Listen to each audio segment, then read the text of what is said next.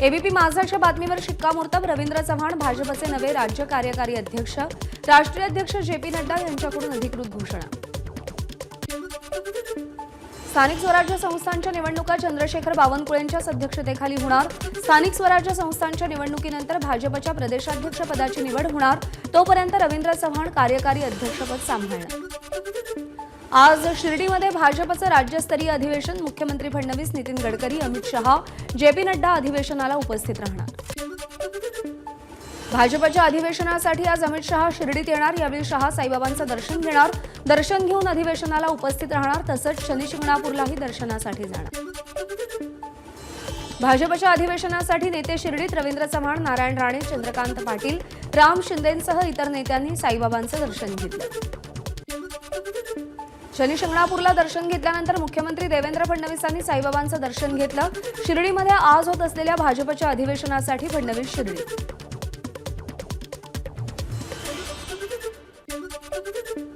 साई दर्शनानंतर मुख्यमंत्री देवेंद्र फडणवीसांचा द्वारकामाई वृद्धाश्रमातील वृद्धांशी संवाद। शिर्डीतील पदाधिकारी सचिन तांबे यांच्या विनंतीमुळे फडणवीस वृद्धाश्रमात गेले।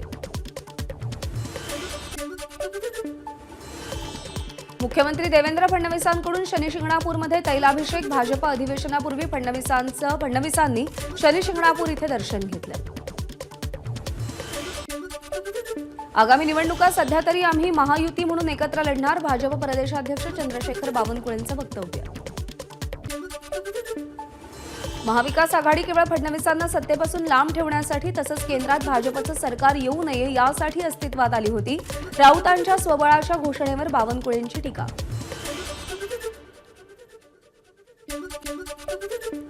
राजकारणामध्ये कालचा शत्रू हा आजचा मित्र होतो आणि आजचा मित्र उद्याचा शत्रू होतो। देवेंद्र फडणवीस, उद्धव ठाकरे एकत्रित येण्याच्या चर्चेवर भाजपचे आमदार सुरेश भोळे यांची प्रतिक्रिया।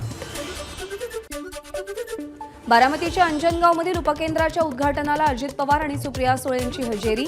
विधानसभेनंतर पहिल्यांदाच दोघे एका कार्यक्रमात। यावेळी सुप्रिया सुळेंना बघून अजित पवारांनी हात जोडले।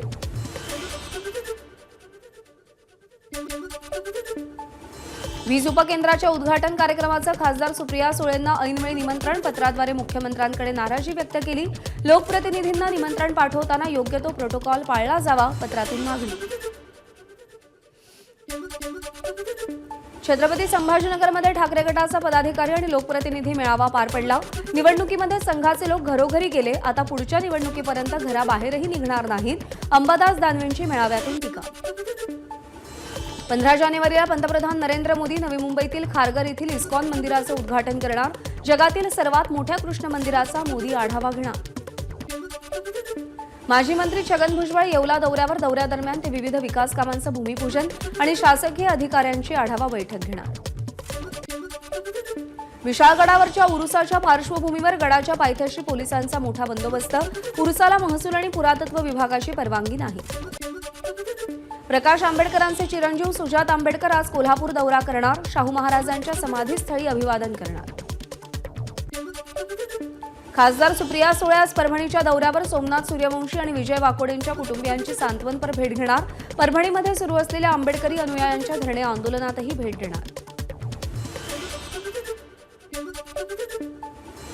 केज जिल्हा आणि सत्र न्यायालयाकडून विष्णू साठेला 2 दिवसांची सीआयडी कस्टडी। सरकारी वकिलांनी 8 दिवसांची कस्टडी मागितली होती।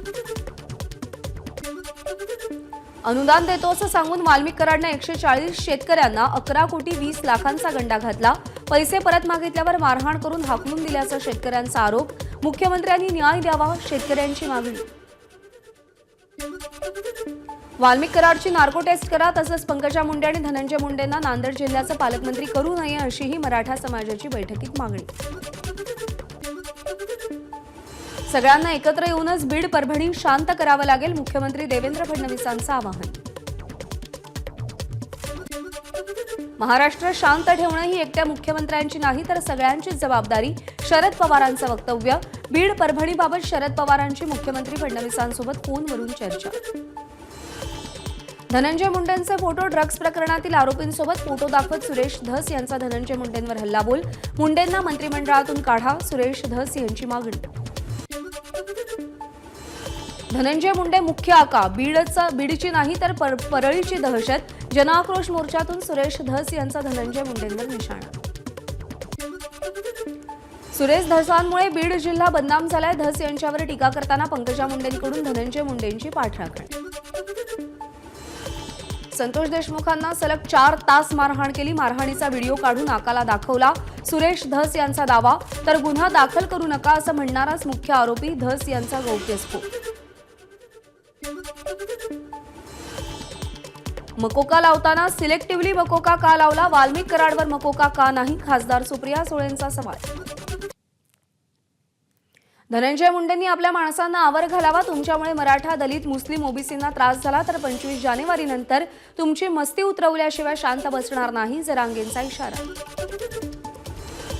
धाराशिवमधल्या जनआक्रोश मोर्चानंतर संतोष देशमुखांची मुलगी वैभवीचं जिल्हाधिकाऱ्यांना निवेदन. संतोष देशमुखांना न्याय देण्याची निवेदनातून मागणी. छत्रपती संभाजीनगरमध्ये ऑरिक सिटीची बैठक. उद्योजकांच्या अडचणींचा मंत्री उदय सामंत यांनी आढावा घेतला. कुणी खंडणी मागत असेल तर अशा प्रवृत्तीला जेलची हवा खावी लागणार, सामंतांचा इशारा. इंग्रजांच्या काळातील कामं 100 वर्ष टिकली. आपण केलेली कामं 25 वर्षही टिकत नाहीत. दर्जेदार काम करायचं नसतं तर कॉन्ट्रॅक्ट कशाला घेता? काम चांगलं झालं नाही तर ब्लॅकलिस्ट करेन, अजित पवारांची ठेकेदारांना तंबी. ठाण्यातल्या खोपट एसटी बस स्थानकात 17 नवीन बसेसचं उद्घाटन. रस्ता सुरक्षा अभियानादरम्यान चालकांनी काय काळजी घ्यावी याची माहिती देण्यात आली. मध्य रेल्वेवरती आज मेगा ब्लॉक. विद्याविहार ते ठाणे 5व्या आणि 6व्या मार्गिकेवर सकाळी 8 ते दुपारी 12:30 वाजेपर्यंत ब्लॉक. पश्चिम रेल्वे मार्गावरती आज सांताक्रूज ते गोरेगाव अप आणि डाऊन जलद मार्गावर ब्लॉक. या कालावधीमध्ये जलद मार्गावरच्या सगळ्या सेवा धीम्या मार्गावर. ट्रान्स हार्बर मार्गावरही आज मेगा ब्लॉक. ठाणे ते वाशी आणि नेरूळ मार्गावरती ब्लॉक. या कालावधीमध्ये पनवेल, वाशी, नेरूळहून ठाणेकडे जाणाऱ्या सगळ्या सेवा बंद. आज दुपारी 2 ते 4 कालावधीत बदलापूर खोपोली लोकल सेवा बंद राहणार. ब्लॉक दरम्यान पळसदरी ते भिवपुरी रोड स्थानकादरम्यान देखभालीची कामं.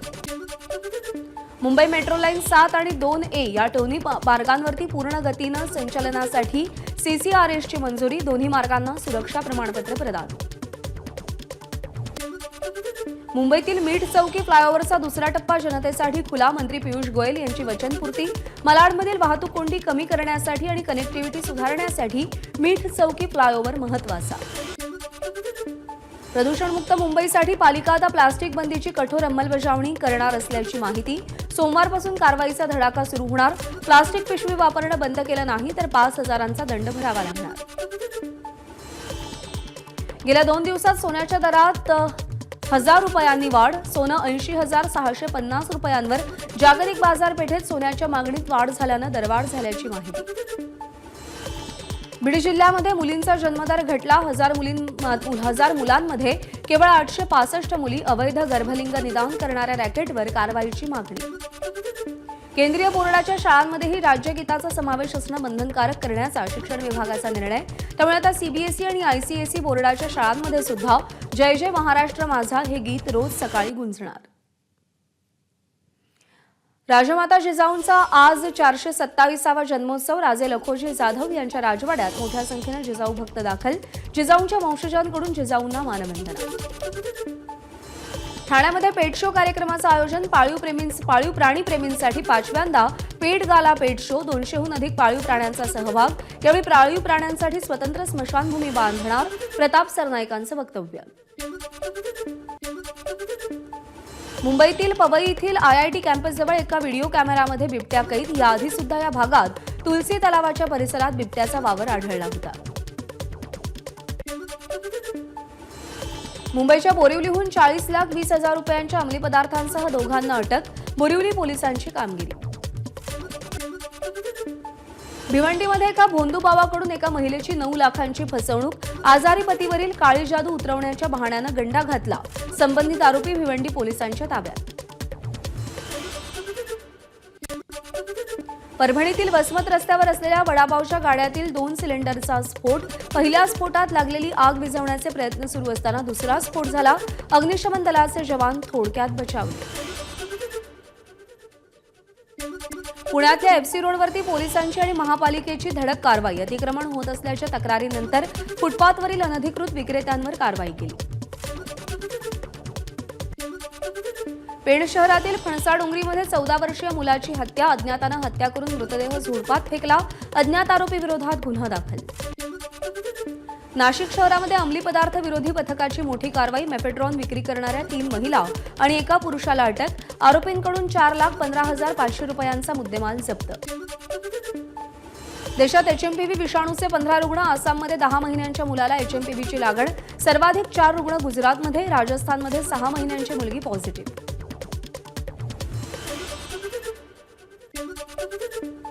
रामदास आठवलेंचा आरपीआय पक्ष दिल्ली विधानसभेची निवडणूक लढवणार, आठवलेंकडून 15 उमेदवारांच्या नावाची घोषणा, बाकी जागांवर आठवलेंच्या पक्षाचा भाजपला पाठिंबा, दिल्लीमध्ये भाजपचं सरकार येईल, आठवलेंनी विश्वास व्यक्त केला.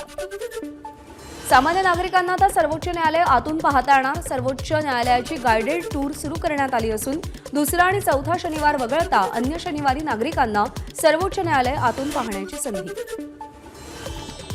डिजिटल अरेस्टच्या मास्टर माइंडला कोलकाता पोलिसांनी बंगळुरूमधून ताब्यात घेतलं. चिराग कपूर नावाच्या व्यक्तीला अटक करण्यात आली असून तो या घोटाळ्यातील एक प्रमुख मास्टर माइंड आहे. बंगळुरूमधून 11 जणांना ताब्यात घेतलं. डीआरडीओनं सियाचीन आणि लडाख सीमेवरती कडाक्याच्या थंडीत तैनात असलेल्या सैनिकांसाठी नवा युनिफॉर्म लॉन्च केला. स्नो शिल्ड 20°C ते उणे 60°C या तापमानामध्ये काम करू शकणार आहे. क्वांटिटीपेक्षा क्वालिटीला महत्त्व द्यायला हवं, L&T कंपनीचे चेअरमन S.N. सुब्रमण्यम यांना आनंद महिंद्रांचं चोख प्रत्युत्तर. उत्तर प्रदेशच्या कन्नौजमध्ये रेल्वे स्थानकावर मोठा अपघात, दुमजली बांधकामाधीन स्टेशनचा स्लॅब कोसळला, ढिगाऱ्याखाली 40 ते 50 मजूर प्रवासी गाडले गेल्याची भीती, आतापर्यंत 22 मजुरांची सुटका. बँकॉकच्या आकाशात महाकुंभचा ध्वज फडकला, प्रयागराजची अनामिका शर्मानं 13,000 फुटांवरून महाकुंभाचा ध्वज घेत उडी मारली. अनामिका शर्मा ही भारतातील सर्वात तरुण स्काय सी परवानाधारक महिला स्काय ड्रायव्हर आहे.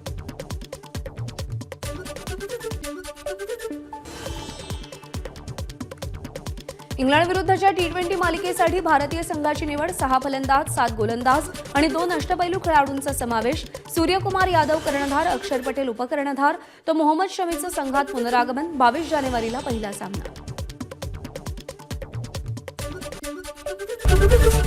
एबीपी माझा, उघडा डोळे बघा नीट.